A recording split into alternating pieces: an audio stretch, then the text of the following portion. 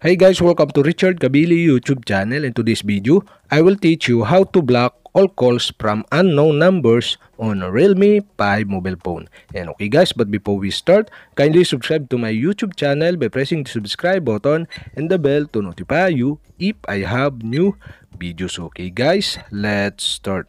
So okay guys, all you have to do is go to setting in your Realme 5 mobile phone. And okay guys, here in settings, scroll down and find the privacy. Okay, go to privacy.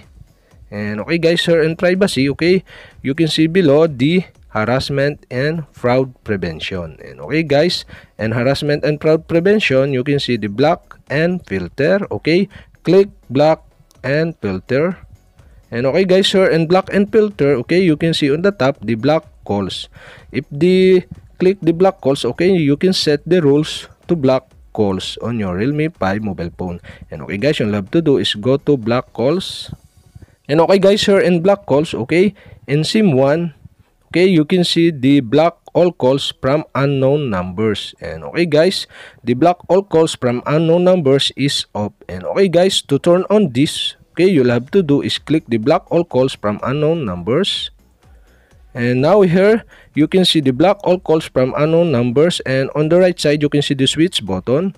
To block all calls from unknown numbers, okay, you'll have to do is switch on the switch button on the right side.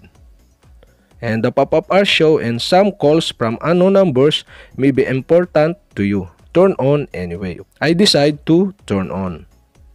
And okay guys, that's it. We have successfully blocked all calls from unknown numbers on your Realme 5 mobile phone. And okay guys, if you have a question, kindly comment below, and don't forget to hit the subscribe button and the bell to notify you if I have new videos. Okay guys, thank you for watching.